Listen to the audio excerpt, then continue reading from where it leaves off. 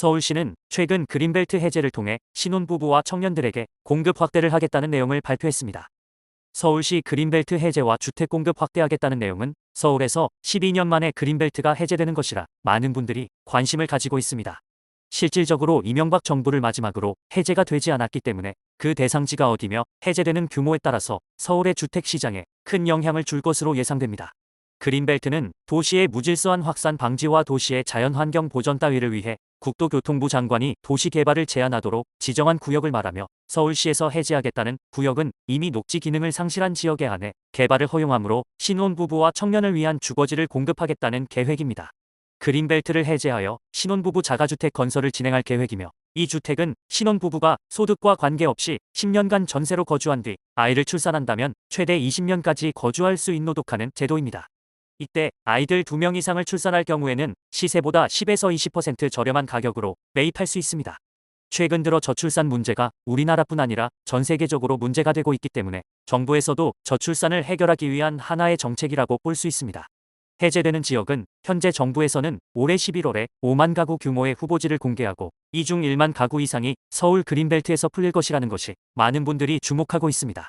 예상되는 지역으로는 서울 서초구 내곡동, 강남구 세곡, 자곡동 일대, 송파구와 경기도 하남시 경계지역, 서울 동장구와 경기도 과천시 경계지역, 서울 강서구 김포공항 인근이 거론되고 있으며 아직 그렇다 할 확정된 지역이 없기 때문에 아직은 대략적인 후보지로 보시는 것이 맞습니다. 하지만 국토교통부 관계자 말을 빌리면 많은 분들이 선호하시는 지역이 포함되어 있을 것이라고 표현하고 있어 이미 많은 분들이 기대하고 있습니다. 하지만 그린벨트가 해제되면서 토지의 가격이 상승할 것으로 많은 전문가들이 보고 있으며 투기에 대한 문제를 예방하기 위한 대책도 내놓고 있습니다. 우선 기본적으로 토지거래 허가구역으로 지정하며 현재 서울 전체 그린벨트의 83.95%에 해당하는 토지가 이미 토지거래 허가구역으로 지정되어 있습니다. 하지만 여기서 더 큰 문제는 만일 그린벨트가 해제가 되더라도 사실상 즉각적으로 주택 공급이 이루어진다고 볼 수는 없습니다. 실질적으로 그린벨트 해제는 중장기 프로젝트로 8에서 10년 정도 소요되기 때문에 당장 눈앞에 보이는 대책은 아니라는 생각이 들기도 합니다.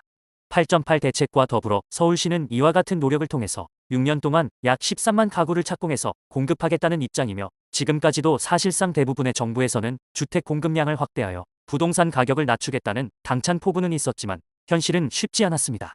개인적으로도 그린벨트를 풀고 주택을 공급한다는 것이 지금 현실에 처한 부동산 시장의 근본적인 문제를 해결할 수 있을지는 모르겠지만 정부에서도 충분히 다양한 방면을 통해서 대책을 내놓고 움직이고 있다는 것은 확실한 듯합니다. 오늘은 이렇게 부동산 88 대책과 그린벨트 해제에 대한 내용을 자세하게 알아보았습니다. 작년만 하더라도 부동산 시장이 암흑기라고 할 만큼 어려운 시장을 보여주었습니다. 하지만 현재 부동산 시장이 이제는 정상화로 돌아오는 듯한 모습을 보이고 있으며 투기성을 낮추기 위해 정부에서도 다양한 정책을 내놓고 있습니다. 또한 올 하반기에는 금리 인하까지 예상되고 있어 앞으로 부동산은 지속적인 오름세를 보이지 않을까 생각되며 또 다른 정책이 나오면 자세하게 알려드리겠습니다.